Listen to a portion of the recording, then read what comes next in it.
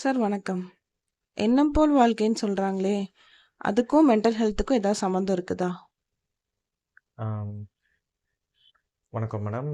எண்ணம் போல் வாழ்க்கை அதுக்கும் மென்டல் ஹெல்த்துக்கும் ஏதோ சம்மந்தம் இருக்கான்னு கேட்குறீங்க. கண்டிப்பாக நிச்சயம் இருக்கு மேடம். அதாவது ஆஹ், எண்ணம்ங்கிறது தாட், அதாவது சிந்தனைகள். நம்ம என்ன வந்து மைண்டு வந்து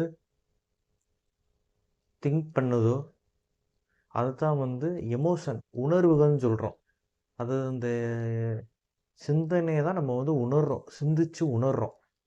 அந்த உணர்வின் வெளிப்பாடு தான் ஆக்ஷன், அதாவது செயல் வடிவத்தில் நம்ம பண்ணுறோம். அந்த செயல் அந்த செயலோட விளைவு தான் அது நன்மையான செயலா தீமையான செயலா, அதோட கான்சிக்வன்ஸ்ன்னு சொல்லுவோம். மற்றவங்களோட விமர்சனத்தை பொறுத்து ஆஹ், நம்ம ஃபேமிலியோ சொசைட்டியோ என்ன அந்த இது சொல்கிறாங்களோ அந்த பிஹேவியரை வச்சு ஒரு கான்சிக்வன்ஸ் நம்ம மேக் பண்ணிக்கிட்டு திருப்பி நம்மளோட தாட், அதாவது எண்ணங்களை வந்து நம்ம மாற்றிக்கிறோம். நம்ம எண்ணங்கள் வந்து பாசிட்டிவாக இருந்துச்சுன்னா நம்மளோட செயல்கள் வந்து பாசிட்டிவாக இருக்கும். நம்ம எமோஷன், உணர்வுகள் பாசிட்டிவாக இருக்கும். அப்போ ஆட்டோமேட்டிக்காக செயல்களும் பாசிட்டிவாக இருக்கும். அப்போ அதனால் வரக்கூடிய கான்சிக்வன்ஸ் வந்து பார்த்திங்கன்னா நல்லா பாசிட்டிவாகவே இருக்கும். நம்மளோட தாட், எண்ணங்கள் வந்து நெகட்டிவாக இருந்துச்சுன்னா நம்ம உணர்வுகளும் பார்த்திங்கன்னா நெகட்டிவ் எமோஷன் சொல்லக்கூடிய பயம், பதற்றம், ஒரு நம்பிக்கை இல்லாத சூழல், அது மாதிரி தேவையில்லாத எமோஷன் வரும். அப்போ நம்ம செயல்களும் பார்த்திங்கன்னா நெகட்டிவான பிஹேவியராக தான் இருக்கும். அதோடு வரக்கூடிய கான்சிக்வன்ஸும் பார்த்தீங்கன்னா அதுவும் நெகட்டிவாக தான் இருக்கும். இதை வந்து நான் உங்களுக்கு எப்படி சொல்லணும்னு நினைக்கிறேன்னா, ஒரு டீட்டெயிலாக இதை பற்றி நம்ம கொஞ்சம் பார்ப்போம். அதாவது பார்த்துக்கிட்டிங்கன்னா சைக்கிள் ஆஃப் மென்டல் ஹெல்த்து, இதில் நம்ம சொல்லக்கூடியது என்னென்னா தாட்ஸ், அதாவது எண்ணங்கள், சிந்தனைகள், பிலீஃப்.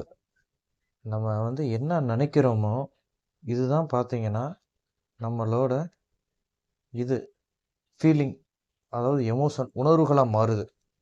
நம்ம பாசிட்டிவாக நினைக்கிறோம், ஹாப்பியாக இருக்கிறோம், ப்ளஸராக ஃபீல் பண்ணுறோம். அதாவது ஒரு நல்ல நிகழ்வுகள் நடக்குதுன்னா, நம்மளுக்கு ஏதாவது ஒரு நல்ல இது எதுவும் நடந்திருக்குன்னா நம்ம பாசிட்டிவாக ஃபீல் பண்ணுறோம். நமக்கு ஏதாவது ஒரு நெகட்டிவான தாட்ஸ், நெகட்டிவான எண்ணங்கள், நமக்கு இப்படி இருந்தால் ஏதாவது நடந்துருமோ, நமக்கு உடம்புக்கு ஏதாவது ஆயிருமோ, சீக்கிரமாக வந்து நமக்கு நெஞ்சு வலி வந்துருமோ, நமக்கு மாரடைப்பு வந்துருமோ, அப்படின்ற மாதிரி நம்ம நெகட்டிவாக நினைக்கிறோம்னா இது வந்து பார்த்துக்கிட்டிங்கன்னா நமக்கு வந்து அது நெகட்டிவான எமோஷனை வந்து கொடுக்குது. இந்த எமோஷன் வந்து பார்த்தீங்கன்னா இது நாளடைவில் பிஹேவியர், அதாவது செயல்களாக மாறுது. நம்ம என்ன இது உணர்றோமோ, நம்ம என்ன எண்ணத்தில் இருக்கோமோ அந்த எண்ணம் தான், அந்த எண்ணத்தை உணர்ந்து ப்ராசஸ் பண்ணி அந்த எண்ணத்தின் அடிப்படையில் தான் சிந்திச்சு உணர்ந்து ஒரு செயல் பண்ணுறோம்.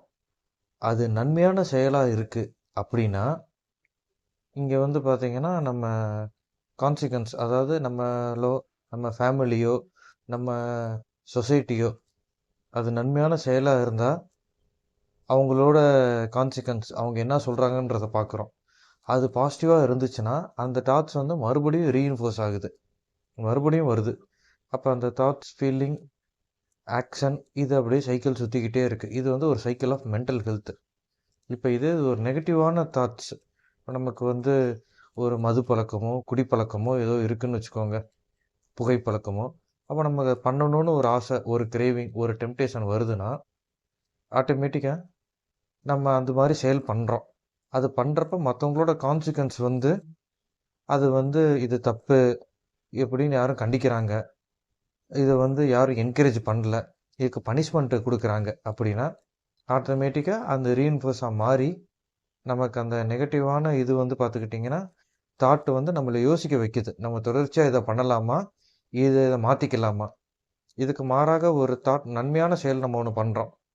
ஒரு யாருக்கா உதவி செய்யணும், தான தர்மம் பண்ணணும் அப்படின்னு நமக்கு சிந்தனைகள் வருதுன்னா, நமக்கு வந்து நல்ல விஷயம் தானே அப்படின்னு எமோஷன் வந்து ஸ்ட்ராங்காக இருக்குன்னு வச்சுக்கோங்க. நம்ம அது மாதிரி செயல்களை பண்ணோம்னா இங்கேயும் அதோட இம்பேக்ட் வந்து நம்ம பார்க்குறோம்.